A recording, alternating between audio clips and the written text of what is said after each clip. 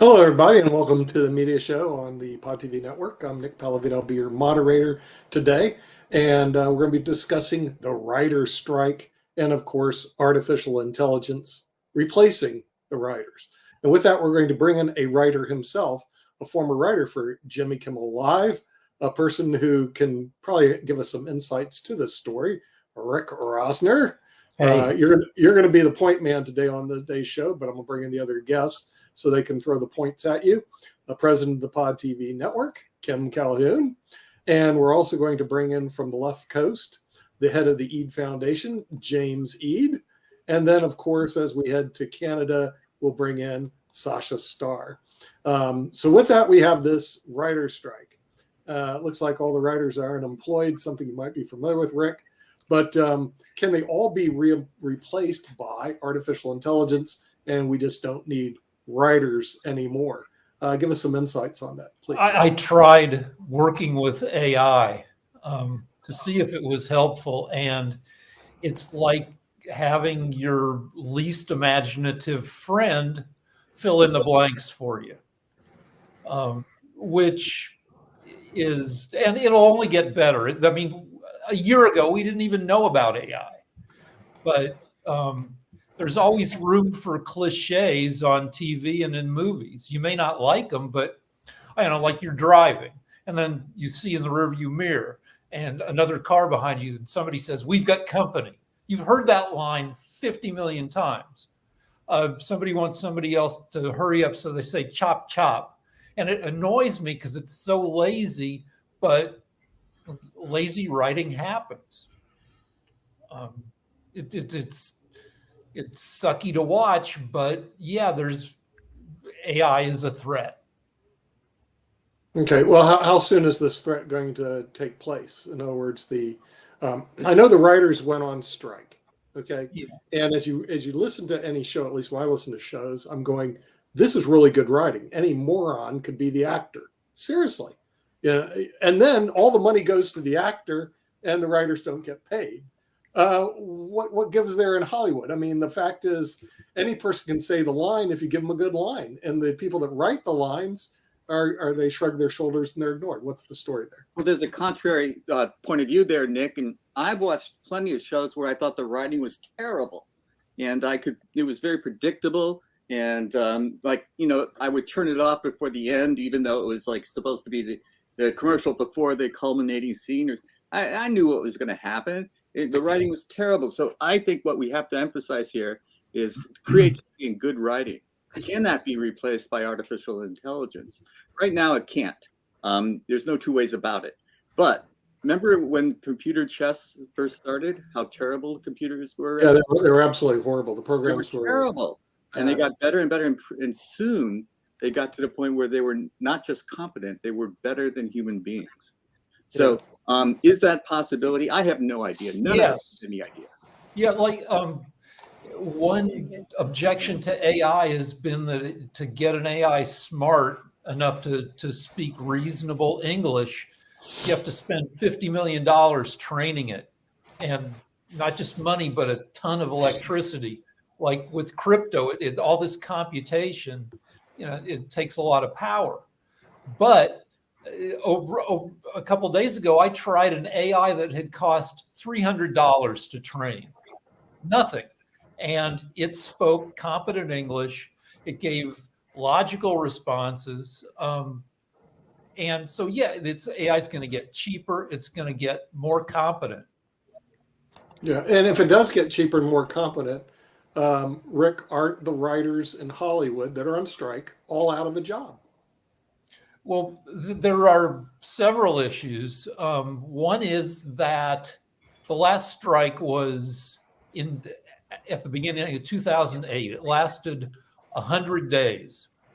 And it was, one of the issues was all the new media, including streaming.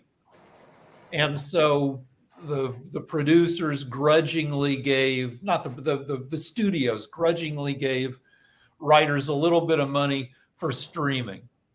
Now streaming is everything. It's Hulu, it's Netflix, it's Disney Plus, and these prestige.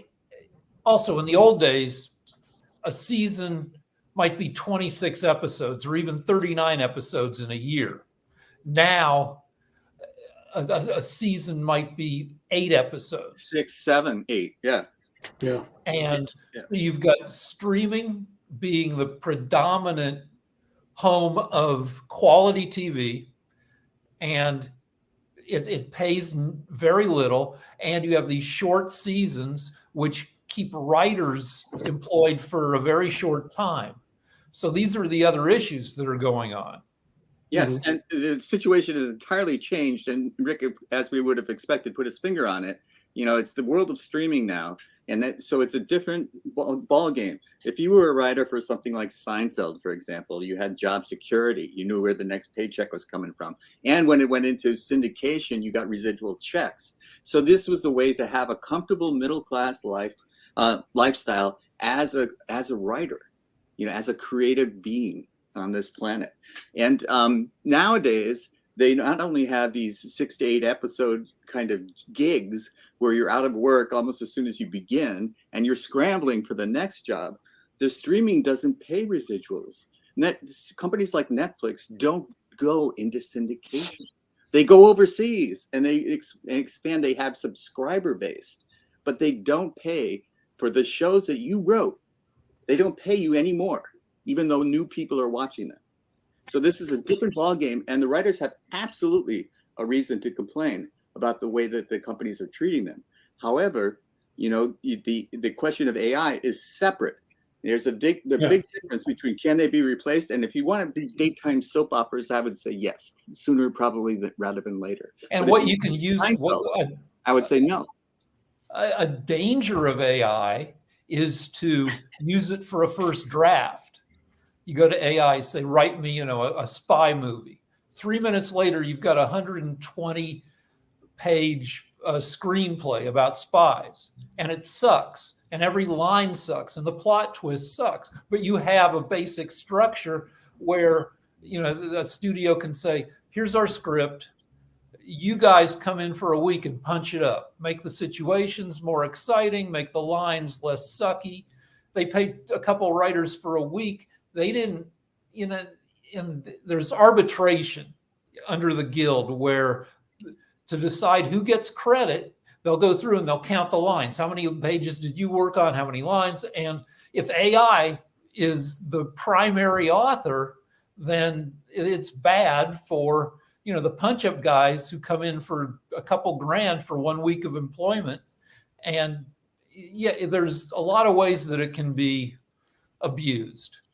So, but it sounds to me overall, it's going to be a declining industry. In other words, the screenwriters, they're going to be basically taken over by bots. It's just a matter of time.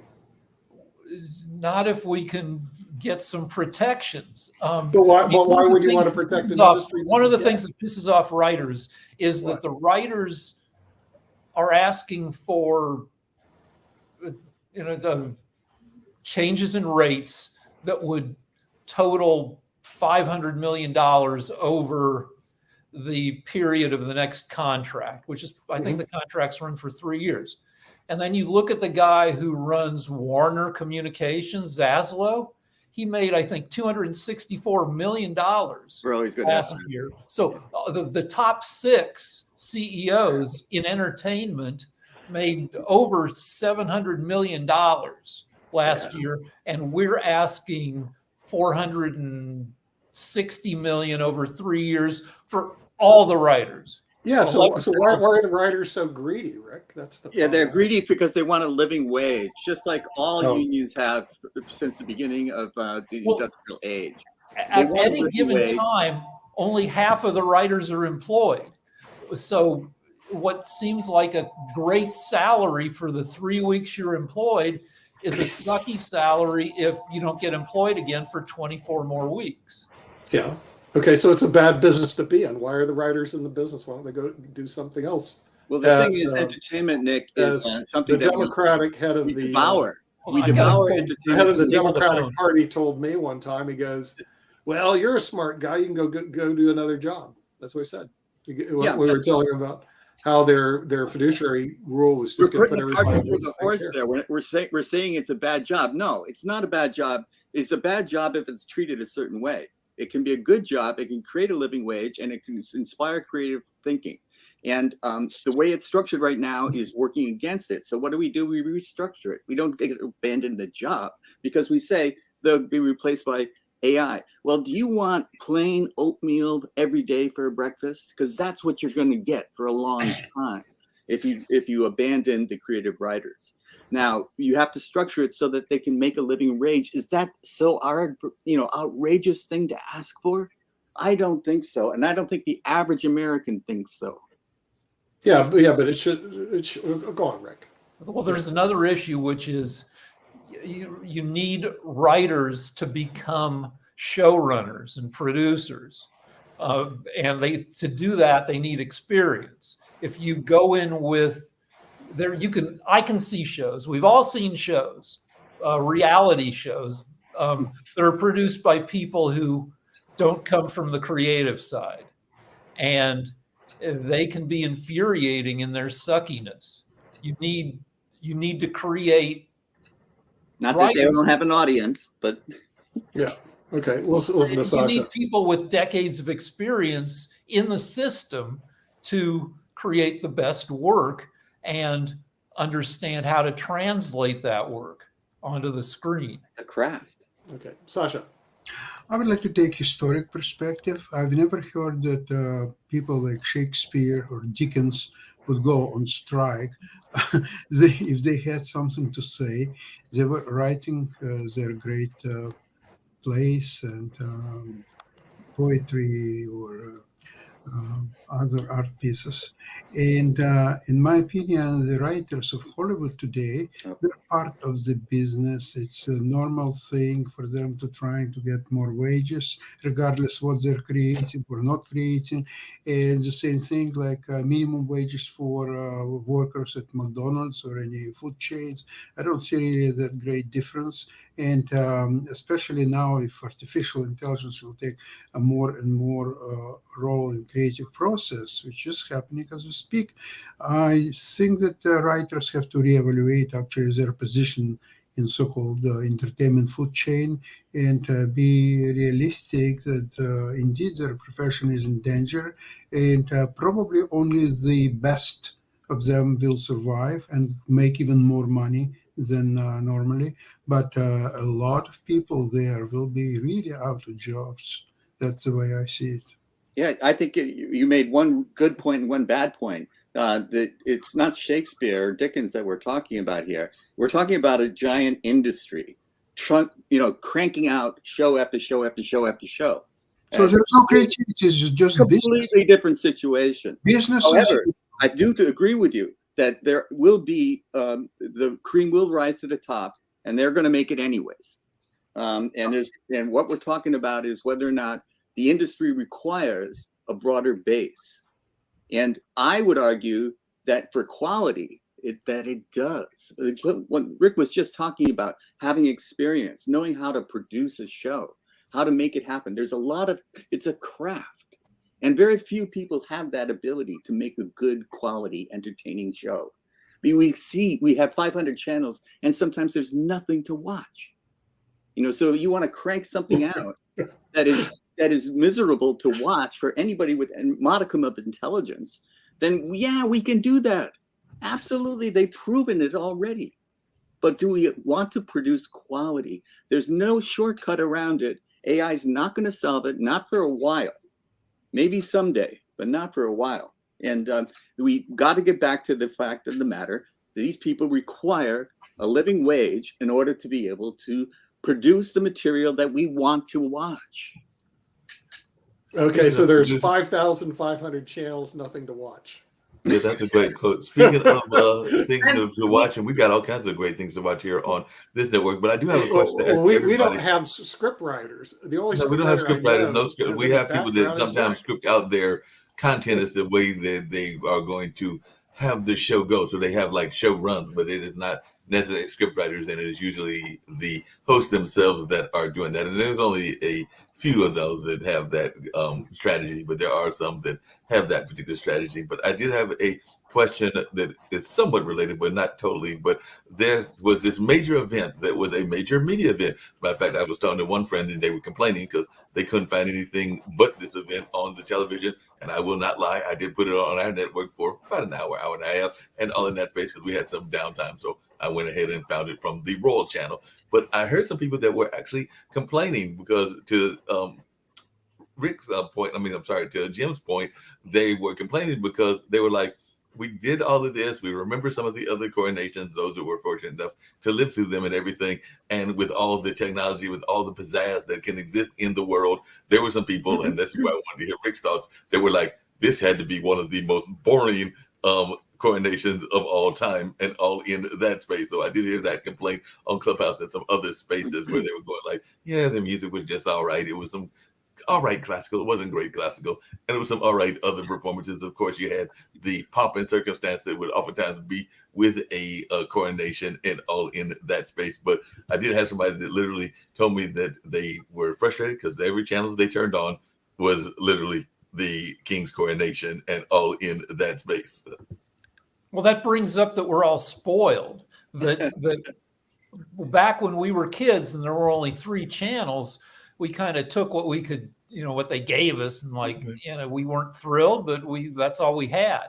Now everybody's seen everything, and we are impatient with, like the big award shows that everybody used to watch, the Oscars, the Emmys, their ratings steadily decline because we don't need big, we've got so many choices. We don't need appointment event television anymore. No, and Rick, to that point, apparently Well, the and person it who was also making the became complaint wanted flying tasteless elephants. entertainment. It became Sasha. tasteless. People just started becoming very rude. Yeah, go ahead, Sasha.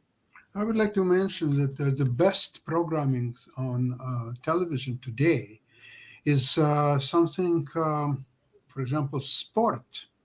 It doesn't need any writers whatsoever.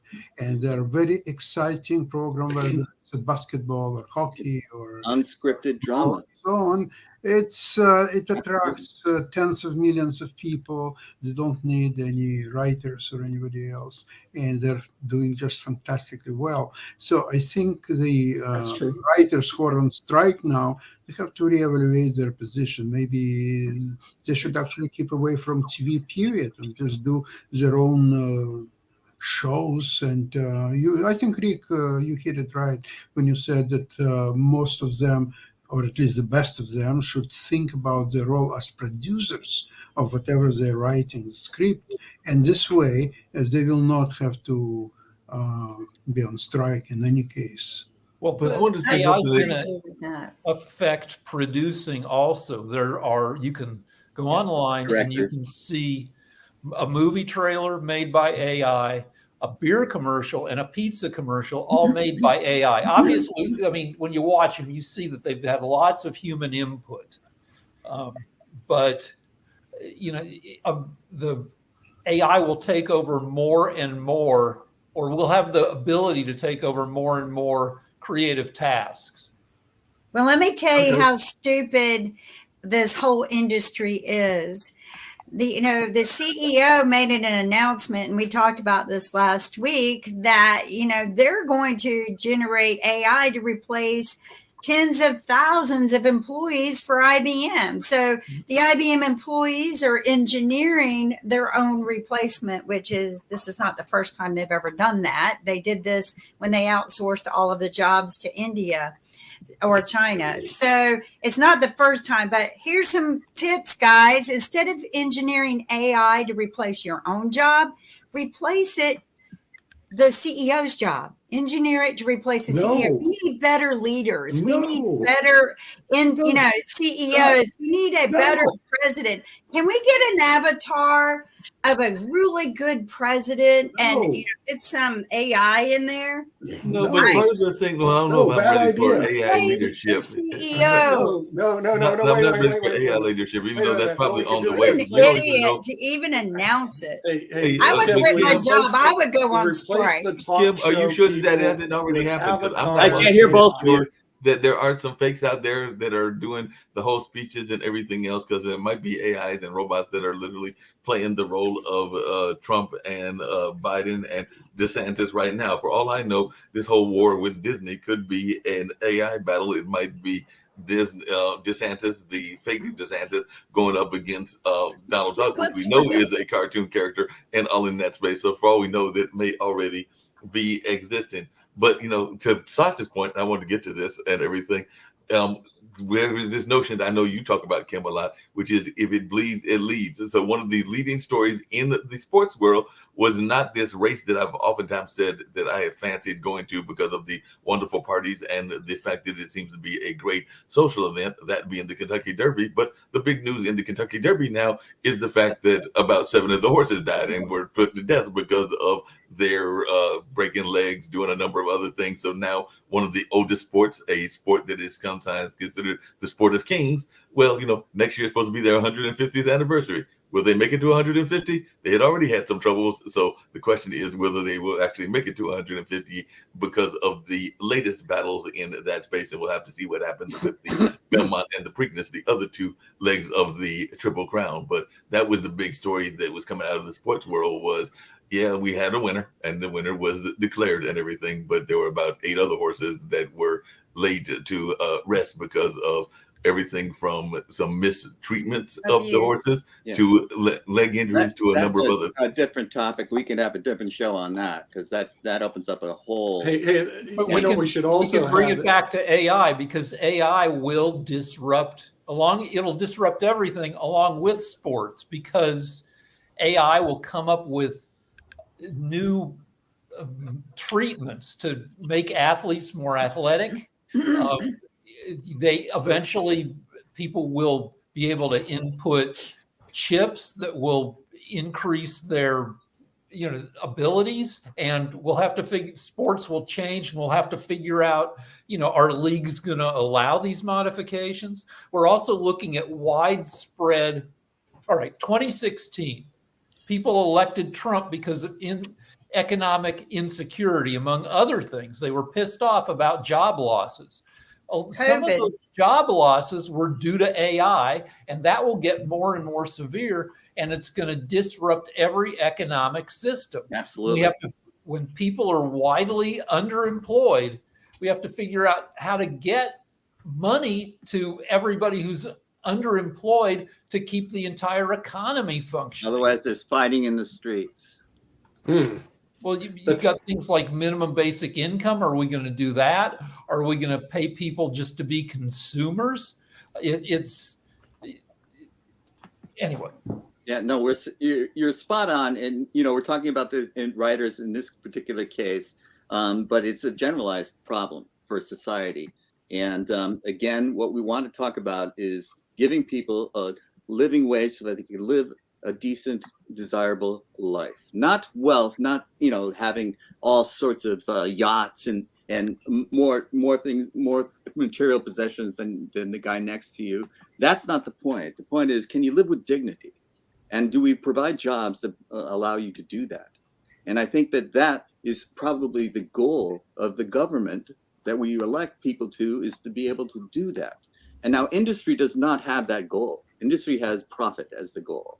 So, we have to have them, there has to be some sort of marriage here between what we can accept as a society and the money-making aspects of these companies. Now, Netflix is going to say, hey, look, I'm subscriber-based. I don't care if anybody gets paid. I produce the content, and the more people that sign up for it, the better my company is. And I don't care about anything else. And from a Netflix point of view, that's perfectly okay. I've got no problem with their point of view. However, it has an effect on the quality of everything that is produced if it is not managed properly in terms of society. And where do you do that? How do you have that conversation with the Netflix CEO who may or may not care? Look at even part of the problem on Twitter. Yeah, I read a couple essays that say that corporations were the first AIs. They act like entities out in the world, and they have no conscience.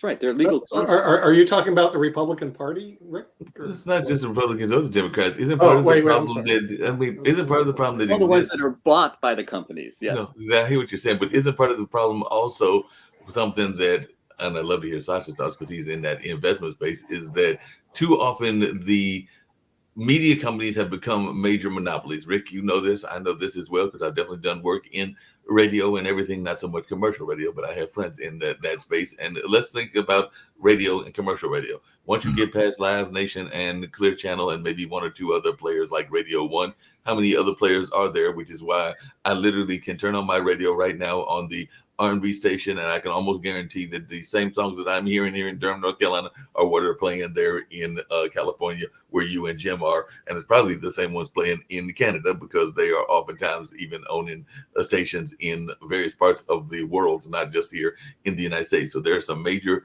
monopolies. We said that we busted up the whole baby bells with the telephone. I sometimes think that we might need to bust up some of these monopolies in the media space, and you can use the same thing in the television industry. You can use the same thing in the movie industry, but there are a number of these industries that are very big monolithic monopolies. They're not even just regular monopolies. They're monolithic monopolies. If you look at Live Nation owns the venue, they own in some cases the radio station, and they own the artists. So I mean that's pretty much your entertainment trifecta right there and everything. So they own the venue, the performer, and the means of getting it out there. And all right, I'm sorry to say that most radio is terrible. How often these days do you just turn on the radio to be entertained? You turn on the radio when you're desperate. You're in a rental car and you need something. But because of conditions in radio, some of which you're talking about, a lot of talent has moved on because who wants to have a radio career? If you can have a more rewarding career elsewhere, and that leaves a lot of jackasses filling the radio airwaves. Well, isn't that the same thing with writers? I mean, I know that Jim thinks they're quote entitled to a living, but I don't think they are. I didn't use that word, Nick, and it's wrong of you to put that word in my mouth. I thought you'd like that word. Yeah. Okay, I think they're entitled to go get another job somewhere else. But Yeah, people, sure. a lot of people, They're going to be That's the way displaced. look at it. And then forget about quality. Well, a lot the of thing creatives. is, if quality was so important, then somebody would pay them for it. But obviously, they believe that the quality is not that important because otherwise the Well, we do have these Survivor and those types of shows out there that don't take any talent. You're absolutely right. There's an audience for them, but this is the problem: is they're going to. It's a pendulum swinging too far, and they're going to go. We got a lot of CREP. But Jim, how much is that pendulum swung? We had the pleasure of last week having Jim Meskimen on the show, and his mother was the mother on Happy Days, that being played the role of Mrs. C. But we've had all these reboots and all in that space. There has been a reboot of The Equalizer, a reboot of MacGyver, a reboot of Hawaii Five-0, a reboot of The Love Boat, a reboot of this and that. So are there no original ideas out there from our TV writers, or do we just have to continue to doing these reboots? I'm not saying that I don't watch the reboots because I'd be lying if I said that. But those shows are familiar products for old people who are less tolerant of novelty, and they run on the broadcast networks like CBS, which has comforting shows for an older demographic. Also, a reboot can reinvent something and subvert it. Like 21 Jump Street was a drama, a hokey drama, one of Fox's first shows 30 years ago, and then they remade it as comedies with Channing Tatum and Jonah Hill. But the deal is that a lot of creative people move into creative industries out of love for those products, the things that they saw and that were blown away by when they were kids. It comes through when a creative genius takes their love for the product and makes it available to the masses. People know it and people enjoy it so much more than all this stuff that is just cranked out over and over and over again. And you might put a different, layer on this, a second layer of lettuce on your sandwich. It's the same sandwich. Come on. Don't we have it over on Pod TV? It's great that we have it on Pod TV. Disney is known for like squeezing all the juice out of its employees, just working them, working them super hard. And Disney employees, a lot of them, they put up with it because they love Disney products. Disney it's what they're fighting with DeSantis about. Disney is about love and inclusion and high levels of creativity and quality. And if you can be part of that, yeah, you'll put up with having your ass worked off. And there's also the crazy wage pyramid in entertainment where, people do it for love, but they also do it to hoping that they get to be the CEO who's making $80 million, $150 million a year eventually. Or the head writer. Rick, I would like to say that you made me thinking about buying Disney stock. It seems to me. Now, just coming back to your comment about radio, I agree with you that radio is becoming, actually, if I'm listening in my car, which is, by the way, is not rental car, when I'm listening to, say, weather report, maybe I will turn on to radio. Other than that, I would use my time to listen to, say, podcasts on NPR, Yahoo, or YouTube more often. And the only thing is when I will not do that, because if I'm driving on a highway 160 kilometers per hour, I will not be able to do that. I will be too busy driving. So in this case, I will turn on to radio to see what's going on there. It's pathetic. Now, speaking about something else, a lot of people are doing their work or their activities just for a pure love of that. I never heard about chess players going on a strike simply because a lot of them are not very good chess players. And therefore, they can go on strike. Let's see, if you got tournament, say 5 games, and you have 0 out of 4, you may probably forfeit your 5th game because it doesn't matter anymore. But I never heard them going out to strike. So if these writers are really trying to elaborate and do creation of love, why would they go on strike? Well, Major League Baseball went on strike, and so we have seen all of these professional athletic leagues go on strike, and labor negotiations is part of American history. We go back to the 1890s, and there was a steelworkers union that had their heads busted by the Pinkertons, and the Pinkertons were then called the hired thugs, and that's what they were, a paramilitary corporate-owned operation that came in and busted up unions. And what were the steelworkers trying to do? They were just trying to have a life dignity. And what did they get with the unions? They got it. And the Pinkertons were outlawed in Ohio, for example, because it was just not right for a company to hire paramilitary wing to come in and bust the heads of the people that were on strike. Jim, you're old enough to remember air traffic controllers strike. Yes. Right? Okay. Can you compare the work what they are doing with the writers of TV shows? No, Sasha, no. But the point I'm trying to make is it was because of the unions, because of these labor negotiations, that we got a middle class. And before that, there were the rich and the poor. And we created a middle class because of these labor disputes, people fighting for workers' rights. Now, it's been abused, no question about it. But the corporations have the upper hand, and the unions have had their fangs pulled, and they're no longer a political force that they once were, maybe going back 40, 50 years. But that's not been true for a long time. And so what we're really seeing is the pendulum has swung to the corporations again, and that workers have to fight for their rights. And we see this over and over and over again. And the people making the arguments, well, go work someplace else.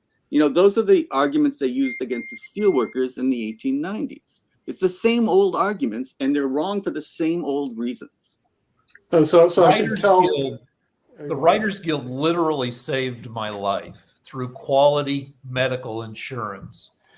I'm a little bit of a hypochondriac, and if I want tests done, I can go to I can say, I think I need this test. And some of the tests I've ordered were ridiculous, except they found stuff in me that needed to be taken out. And if you go to a Writers Guild event, a movie screening, you'll see old people because they have more so than because the writers, well, you don't get killed by writing. You don't fall off a skyscraper, so there aren't the health risks, but also we have decent insurance that everybody should have, and it keeps us alive longer. And everybody should have the right to, not die for economic reasons. Okay, if the writers are so great and wonderful, why doesn't the industry recognize it and accede to their demands? Because they kind of forget. They be like, as I said, the last strike ran for a little more than 14 weeks. And at the beginning, everybody was cool. They had a lot of TVs and movies stockpiled to show, and then it's the same reason why I think this strike will run into September before it's solved, because there's still a lot of product to roll out. But when they run out of product, then they'll freak out and they'll have to grudgingly go back to the negotiations. The daily soap operas are canned, so they're going to run for a while. And then when they run out of them, people will start to complain. And that's when the corporations start to listen, when the customer starts to complain. Because the late night shows are all gone now. Yeah. The Kimmels, the Fallon. Yeah, they're gone right now. Yeah. But those shows, compared to 50 years ago when 30 million people would watch Johnny Carson every night, there was nothing else. There was Johnny Carson, and then there was Tom Snyder. Nobody wanted to watch Tom Snyder. Nobody wanted to watch Cabot. But that 30 million out of a population of 200 million, now the late night shows are each pulling 1 million out of a population that's 60% higher. So people don't feel the lack. Do you have any idea what Cabot and Snyder's numbers were? Because I vaguely remember Snyder. Dick Cabot I did occasionally watch. I can't say that I did not ever see I'd say that they probably pulled less than a fifth of what Carson pulled. Oh, yeah. Everybody dominated. Yeah. Yeah. I did watch Cabot, but yeah. It was an acquired taste. Cabot was definitely an acquired taste. On the air he wasn't popular enough to. I think he was only on like 3 nights a week most of the time. And his interviews were great. He only lasted for like a year. They put him on for a year, and then ABC would be like, it's just not working. They'd take him off, and then nothing else would work. And another year later, they'd throw him back onto the air. How long did the Smothers Brothers live and were on the air? Because they did a lot of stuff around political stuff and everything. They were on 3 or 4 years, but they kind of canceled themselves because they were so angry at network censorship. They would not back down. They were belligerent in wanting what we now consider very tame things. Yeah. I mean, back then the censorship was much heavier. I love the South Park producers. They were coming out with a movie, and the censors wouldn't let them name it what they wanted. So they finally got it. They get more and more outrageous, and they came out with Bigger, Better, Uncut, or something like that was the name of the movie, and it got by the censors, and they were just thrilled. Well, the Laughing used to get by the censors, and I used to love Laughing, and that was a show that definitely got by the censors, even though it had some very much political content and definitely we're dating ourselves. Of that time. Laughing was the best. Goldie Hawn was on that. Goldie Hawn, Lily Tomlin, in that big rocking chair, and a number of other things. Hey, Nick, I wonder, are we going to be acquiring Revry? Because apparently Revry is billing itself as the world's largest and most inclusive multicultural streaming network, and they were at a activity called Newsfront, which was their way of putting themselves out there. But apparently they are very much in that LGBTQIA space, and was founded in 2015 by 4 friends that are in that space because they saw this as a void in the media marketplace for stories about and by their LGBTQ plus community. So I just want to know, are we going to be targeting Revry, since they are doing apparently quite well and have some growth in their revenue and all in that space? So do they need to be worrying about us, or do we just going to be alone in doing whatever they're doing in that kind of space that they feel has got a void? I don't know anything about it. Reverie, maybe Jim or Rick knows something about Revy. Is that what you call it? No, I don't. Reverie. Okay, so how about Sasha? You know anything about Revy? Okay. Never heard So Mark, They don't have a nobody stock here, option. nobody here knows who the heck they are. Why would we want to work with them? Okay, in other words, we don't know who they are. Well, apparently this is their quote. None of Reverie's big plans came to fruition without financing. So apparently they have some financing. Kermit the Frog told us it's not easy being green, and it's not always easy to raise it either. So Reverie has Right. secured roughly $5 million to date and is now closing an additional round of bridge financing and expects to head to the financial market later this year for its Series A funding. So apparently they're going after that Series A funding that I Well, know this gives us you've a been good exploring idea as well. of the niche marketing that's going on now. Because if you can own a network and get a certain amount of audience, you know, and we're talking about all the old rules are no longer applicable. You know, Right. the old rules of entertainment used to be, you know, Rick pointed out when we used to have 3 channels, you know, and you had rabbit ear antenna in order to get them. And you know, Jim, these, it's time of modern financing, okay? pardon? It's a time of modern Yes. finance. So you can have you have a new way of looking at all of these things. And what we haven't figured out yet as a culture is how do you get productive, well-paying jobs? Because the jobs that are being eliminated, and they're being eliminated for good reasons. Technology has that effect. We talked about the steam engine, how that, you know, people used to make buggy whips. You know, this is part of progress. Progress happens and jobs go away. And you have to retrain yourself for new jobs. But you can Nick, I've got new great news for you from the world of media. Apparently, the big tech giant Amazon announced today the launch of its new unit, Amazon MGM Studio Distribution, which will allow the company to license Amazon originals and other titles to third-party media companies, which could include streaming services and cable TV. So I guess we can pick up such shows as The Marvelous Miss Maisel, Borat, subsequent movie film Coming to America, Goliath, Hunters, The Tender Bar, The Tomorrow War, The Voyeurs, and But do the Without writers get Remorse, because residual? apparently they are making themselves available in this space. No, but the thing is, we can acquire them for our movie channel. Since we actually right now have 4 channels that we run on Roku. We have a movie channel, a children's movie channel. We have the talk shows, which is what this one group is. And then we have a special event show. So we could actually acquire them for the movie channel and then run them on Roku, Amazon Fire, and the other places around through Facebook, except Facebook keeps knocking us off, and the other one, LinkedIn, and LinkedIn lets us run all the time. So we could end up doing that. That would be something that would be positive. And no, the writers will not get residuals. Okay, Right, the general problem with AI is that for 10,000 years, humans have been the alpha brains on the planet, the smartest creatures on the planet. And within 100 years, less than that, we will have to live with no longer being the smartest entities on the planet. Chess players already done that. Chess players have already done that. The best chess players are computers. And I mean, Yet you're people still able still to play watch chess, but it's weird because now the best players aren't human. Yeah, I've always thought of chess, or I've thought of chess as a trick played on smart people by dumb people. But let's give smart people something that will take a lot of time and attention, so they don't go into real estate and disrupt because I'm a dumb realtor. There's and so if much smart they people- don't go into investing. Yeah, so it's a little go into place. You anything guys productive. go over here and be smart and leave us alone to be. And now we're all going to be the dumb people, and we're going to be begging the world to treat us nicely, even though we no longer run the world.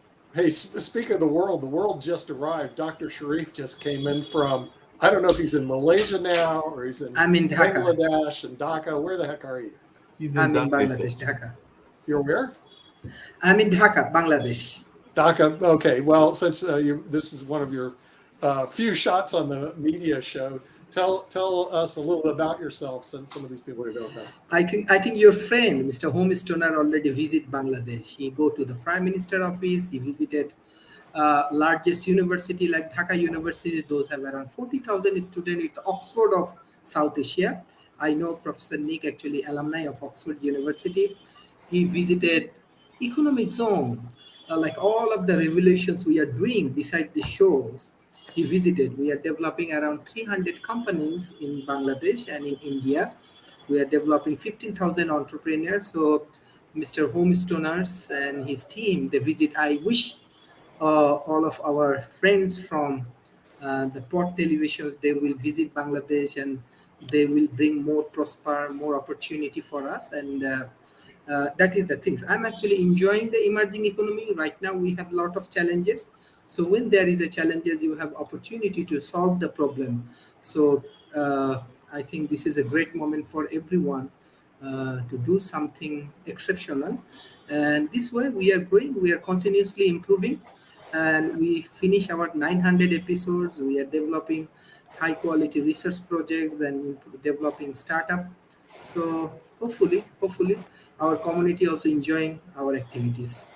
Hey, coming back to the conversation, I'd love to hear Sharif's thoughts about this, because I know he's had some shows around AI and everything. But apparently, there was an article in Forbes recently, I think it was published earlier today, that talked about the super influencers. And we know that there are super influencers that are out there in terms of physical influencers, but now there are AI super influencers. So apparently, the AI has also got into the notion of influencing us and all of that. So the article was talking about the widespread skillful manipulation of people by AI super influencers. So you're not even being influenced by an actual person, you're being influenced by the AI and all in that space. So rather than taking ordinary people and those dumb bots, they're doing the Dumb bots.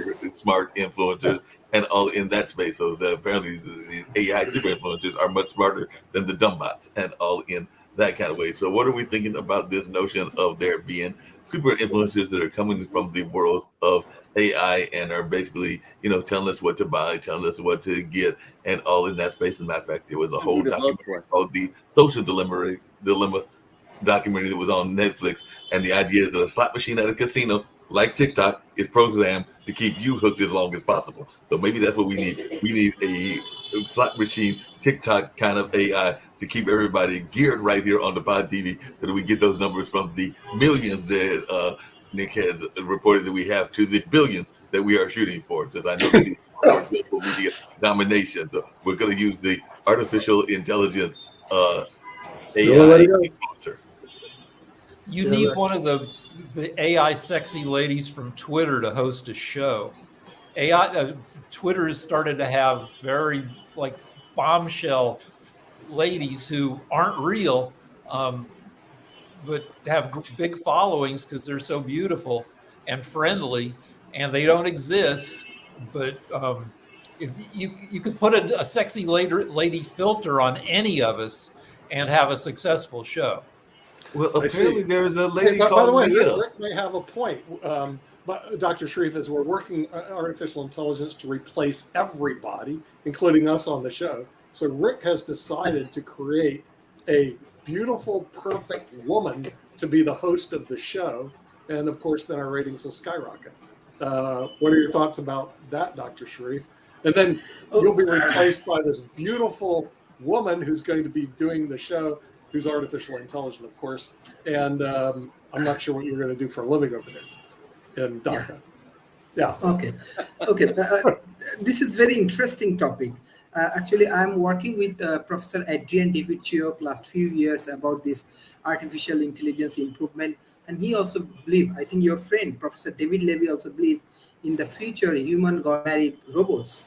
And, okay, wait. Hold on. You just said a word that half this audience will understand.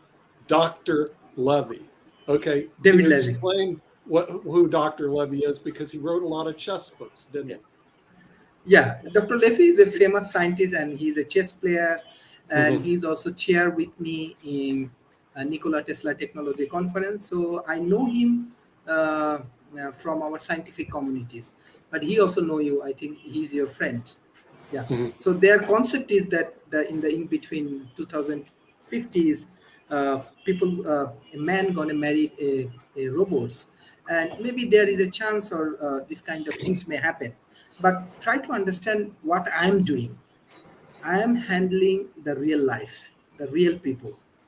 And when I work with the real people, what I'm saying that we are working with 15,000 people, those who will be prepared themselves as an entrepreneurs. If you want to understand our social and economical aspects, AI do not have any impact. Trust me. How?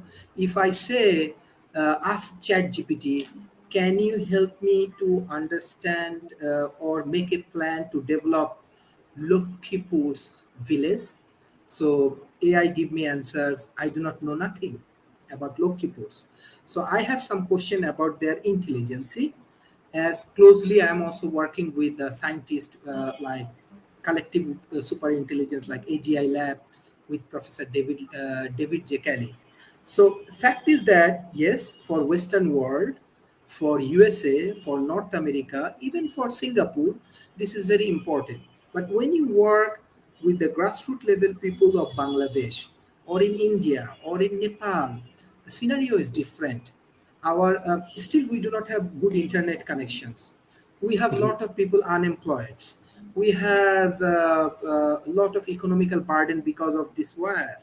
So if we focus and if we afraid of these things that AI will come and take my jobs, so we cannot survive.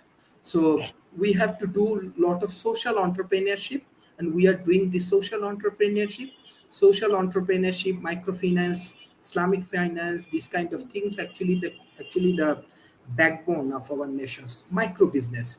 So we are doing these things. Definitely AI is important, but for my show, it's more like educational show. So I do not know if a sexy lady come. I think she or AI cannot educate my communities in my language. Let's say Tom Rose visit Bangladesh. So I advise him translate your book in Bangla. He is utilizing Chat GPT and he desperately failed because when this AI translate it in different languages, it does not have proper emotions, does not have proper word, language to touch my communities. So I have, as a scientist, I have questions how capable they are. This is really questionable. Yes, for marketing, sales, and everything, it's very big propaganda. But as I'm working with the real people and real world is 100% different. You cannot make them afraid. Hey, AI will take your job. Hey, AI gonna kill you. They don't care about these things.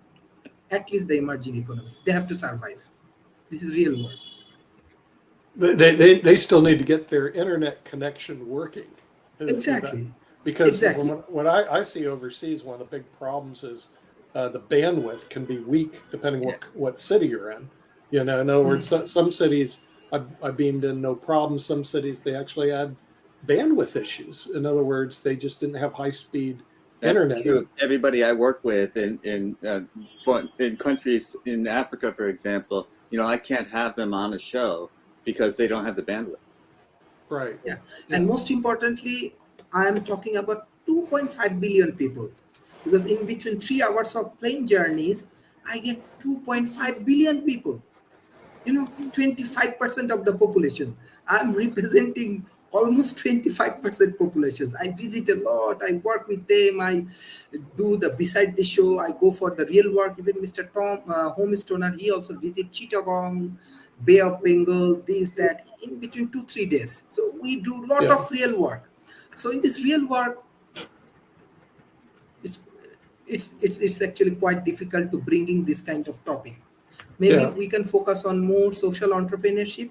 We bring more problem solving issues. It can be helpful for our communities and we can get real solutions. Yes, AI is important. We have to careful about them.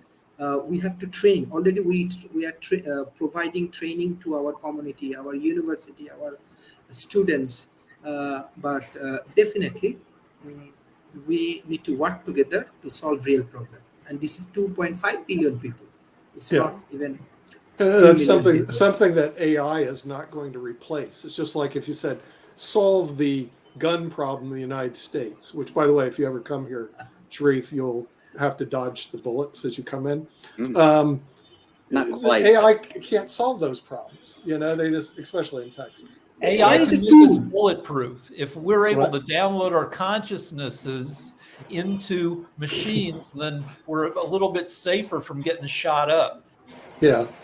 Well, I found out that they didn't seem to have that problem in other countries because in Morocco and Spain, the Serbia. murder by gun rate is 4 times less in Morocco and 10 times less in Spain. In the United States, it's like every bloody day there's a shootout.